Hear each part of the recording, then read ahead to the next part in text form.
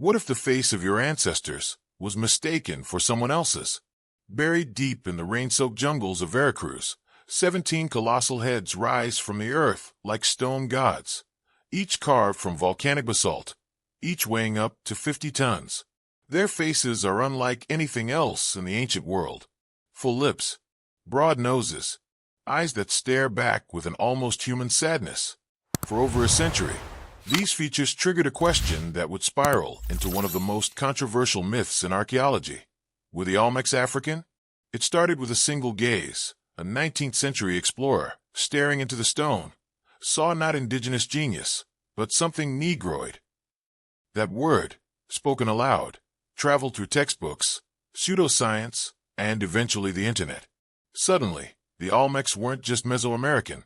They were from across the sea, from West Africa, from imagined ships that never existed, and the art, weaponized.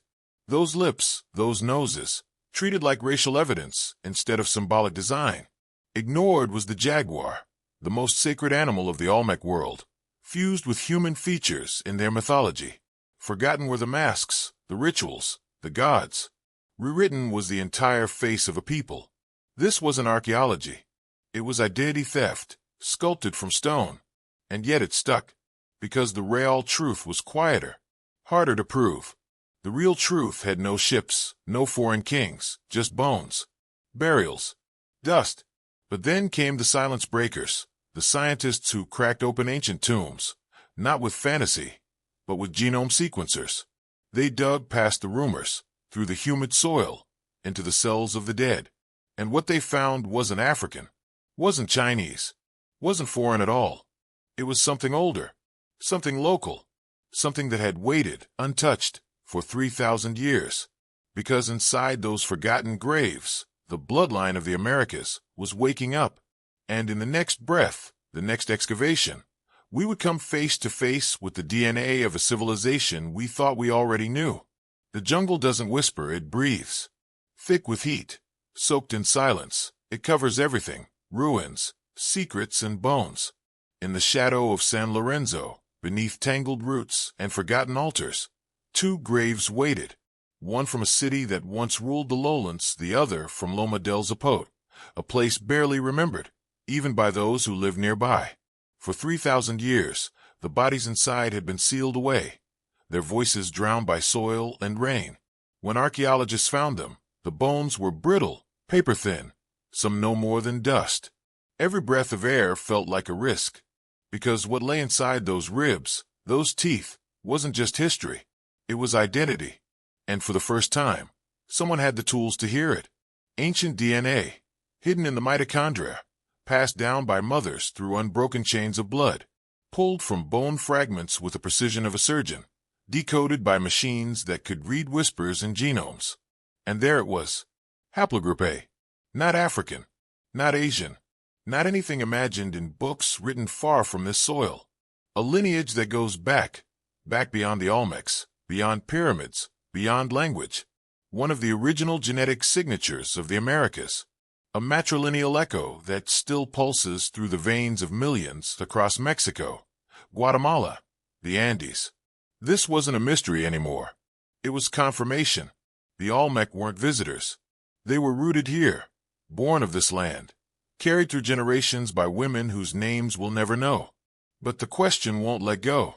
If the truth was always buried in the ground, if the DNA had always been indigenous, why did so many people refuse to believe it? Why did they need the Olmec to come from somewhere else?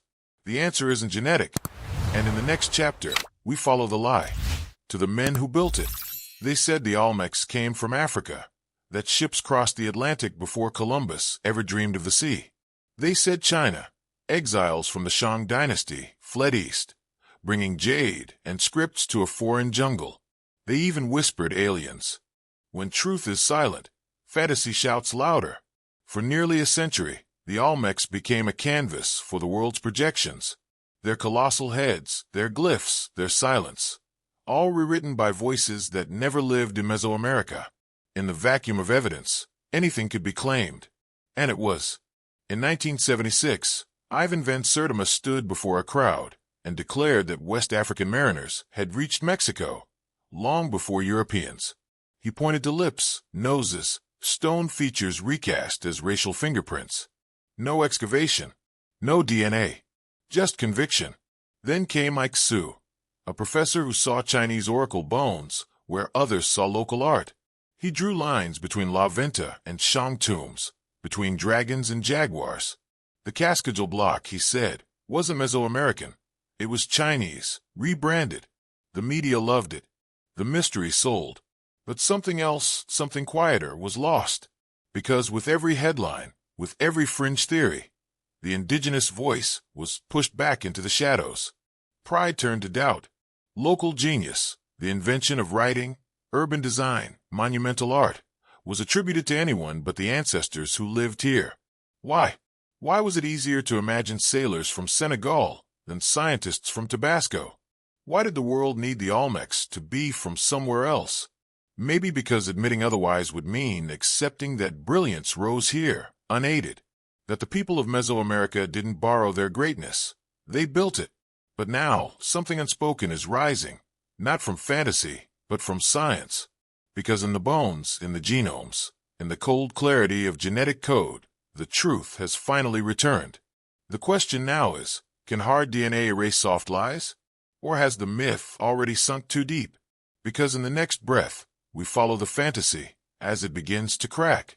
Their cities vanished, their names erased, but their blood never left. Hidden in the heart of every Olmec grave is a signature, not written in stone or glyphs, but in strands of ancient DNA. It begins with the mothers. A2, B2, C1, D1.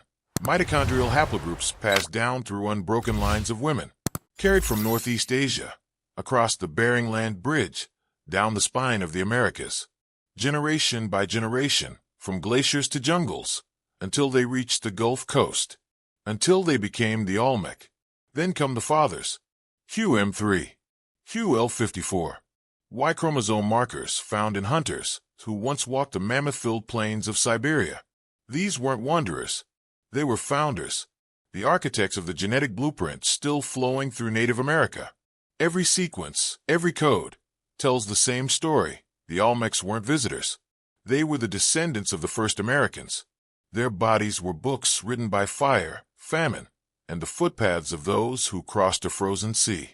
No African prints, no Asian curveballs, just the pulse of deep time echoing forward through them.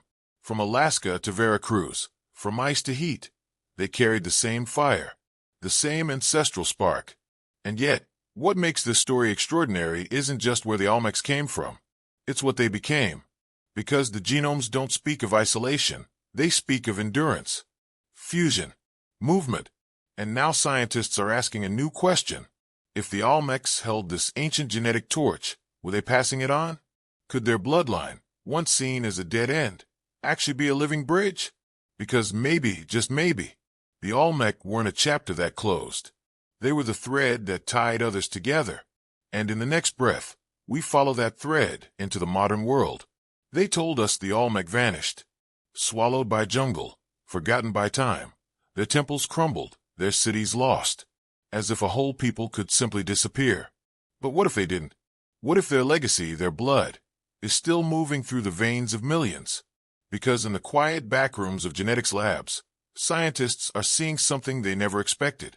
A pattern, a match, a signal from the past, echoing inside the present. Nearly 90% of modern indigenous Mexicans carry the same ancient haplogroups found in Olmec burials. A2, B2, C1, D1. Mitochondrial echoes passed down from mother to daughter, across centuries of silence. And the faces, in Oaxaca, in Chiapas, in the highlands of Puebla, they carry the same code, the same spark. Nahua, Zapotec, Maya. The names changed, but the blood never did. Even the rituals survived. The ball game, once played under Olmec sky, still echoes through Mesoamerican courts. The maze, the obsidian, the prayers whispered to the hills. They haven't left. They've only adapted. Language changed. Gods wore new names. But the rhythm of life, the pulse of culture, kept moving, hidden in plain sight. The Olmec were never lost. They were absorbed into the living, not a vanished civilization, but a foundation, a root system so deep, even conquest couldn't rip it out.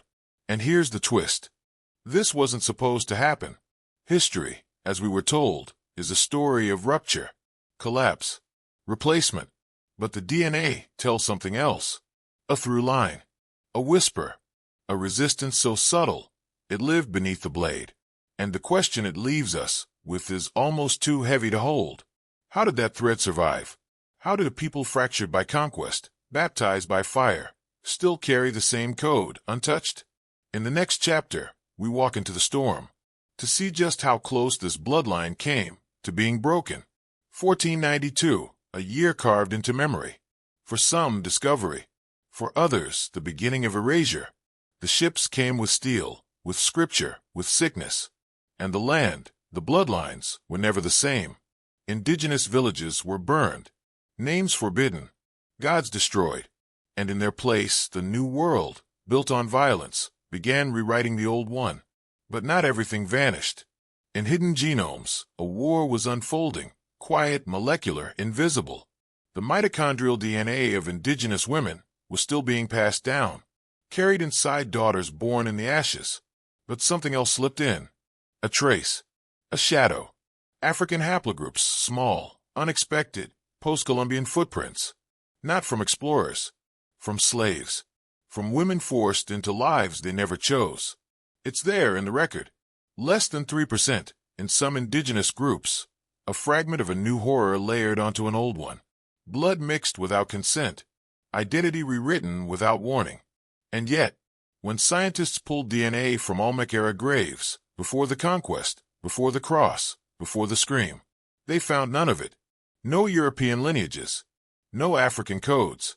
Just the ancestral haplogroups of the Americas, ACD, preserved like fossils inside human cells. Untouched, untampered, pure. A time capsule sealed in bone. It's the closest thing we have to unfiltered ancestry. A snapshot of who we were before the storm. But here's the haunting part. If the bodies are ancient and the blood is preserved, then why did the culture not survive? Why do we still find their DNA in the living, while their language, their names, their cities dissolved? What force kept the genes alive, but erased everything else? In the next breath, we trace that contradiction into the fault lines of geography and the silence it left behind. Mountains can divide more than valleys. They can divide memories. In ancient Mesoamerica, geography wasn't just terrain, it was fate. A single ridge could sever a language, a river a bloodline. And slowly, over generations, the people once bound by common ancestry began to fragment. From the humid lowlands of the Olmec heartland to the volcanic highlands of central Mexico, isolation didn't come with walls. It came with altitude, with forest, with time. The Otomi, one of the oldest groups to break away, their lineage diverged over 4,000 years ago. The Mazawa, nestled further out, followed a different arc. And the Maya, further south, carved their own path in the jungle's breath. But all of them carried echoes of the same ancestors, the same early core. Not clones, not copies, variations. Scientists now map this not through artifacts, but through alleles, gene flow charts, mutation clusters. They see the ancient trails, invisible roads carved by trade, by migration, by retreat. They see where blood flowed freely and where it didn't. A network once connected them. Olmec cities were not lonely, they were hubs.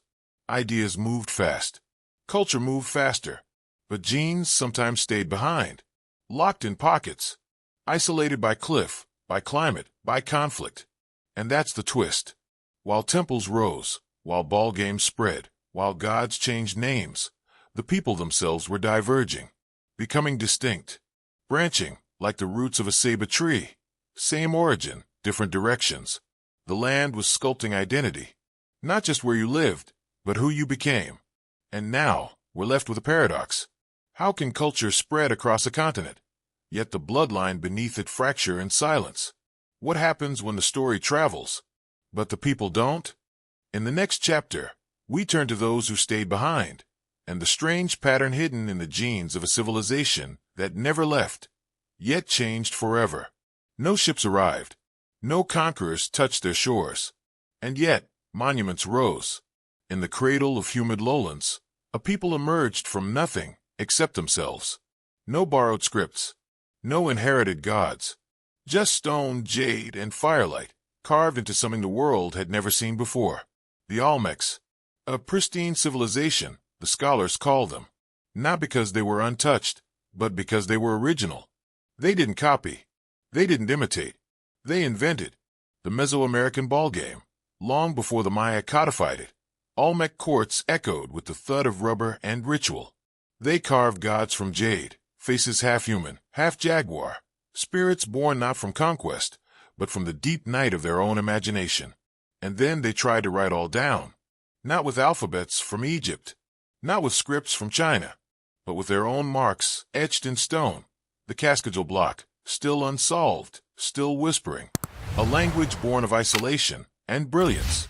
For centuries, skeptics called it coincidence, assumed someone else must have taught them. But now the science has spoken. Their DNA shows no foreign drift, no trace of outsiders. The genome is as pure as their art, deeply indigenous, deeply American, shaped only by time, soil, and breath. They were enough. Enough to build cities. Enough to sculpt time into calendars. Enough to dream up civilization without a single outside influence. This wasn't diffusion. This wasn't inheritance. This was genesis. And yet, the ground beneath them may still hold secrets. Because as technology advances, as genome sequencing sharpens, as new sites emerge from jungle and ash, what else might be hiding? What stories are still trapped in the bone, waiting to speak? In the next breath, we descend into the labs, into the cold, digital resurrection of ancient blood, because science is about to crack open the jungle again, and this time, it's not looking for ruins. It's listening for a signal. Rain erases everything. In the Olmec heartland, it rains not just in seasons, but in centuries. A constant wash of humidity, heat decay, bones dissolve, teeth fracture, DNA turns to mush, and with it, history vanishes. For decades, archaeologists dug in the Gulf Coast and found only fragments. Skeletons crumbled in their hands. Graves yielded dust, not data. The jungle, it seemed, had swallowed the past and buried it in silence. But then silence cracked. In a small lab, under sterile lights and humming machines, something impossible happened. From the rib of a 3,000-year-old skeleton, a strand of ancient DNA survived. Not much, just enough. Enough for a whisper. Enough for a genome to speak. This was no accident. This was warfare. Scientists used new weapons, next-generation sequencing, decontamination protocols, precision cooling. Every step a battle against rot mold, time itself. They weren't just decoding. They were rescuing. Because the Olmec didn't leave scrolls. They left flesh. And that flesh, against all odds, held memory. At San Lorenzo, it began. A burial site, almost lost. But in the damp earth, beneath basalt altars and rain-heavy roots, the genome of an Olmec woman remained intact. Then came Loma del Zapote. And now a new name is rising, Head 17. A freshly uncovered zone, still raw with possibility. Another chance to pull voices from the earth before the jungle swallows them whole again. But here's the haunting question. If two burials could speak across millennia, how many more are still out there? How many bones lie beneath banana groves, beneath highways, beneath modern feet, waiting, aching, to be found? Could the story we thought was written actually be incomplete? Because in the next breath, we go deeper into the ground, to search for what the rainforest tried to erase, and what might still be waiting to rewrite everything. What makes a people unique? Is it the monuments they leave behind, or the blood that refuses to vanish? The Olmec were once called a mystery, a lost civilization, a vanished world. But they were never lost. Their temples may have crumbled, their names may have faded, but their code survived. Not in books, not in statues, in cells, in children, in mothers who never knew they were carrying the memory of a civilization beneath their skin. This is what makes a people unbreakable. Not perfection, not dominance, but endurance. Because while history tried to bury them, their DNA whispered through the centuries, untouched, pure, patient. waiting. Now science is catching up, not to redefine them, but to hear them, to trace their line from ancient Veracruz to modern lungs, breathing the same ancestral rhythm. It turns out, uniqueness wasn't a question of origin. It was a story of resilience. The Olmec didn't survive because they were exotic. They survived because they were rooted, deep, silent, alive. And if one forgotten civilization can speak again after 3,000 years, how many others are still hiding in us? How many names did we bury without knowing we carry their blood? If you're fascinated by lost histories, by the ancestors who built empires and vanished without leaving a map, subscribe. Because this is only the beginning, and the next voice we hear from the past might be yours.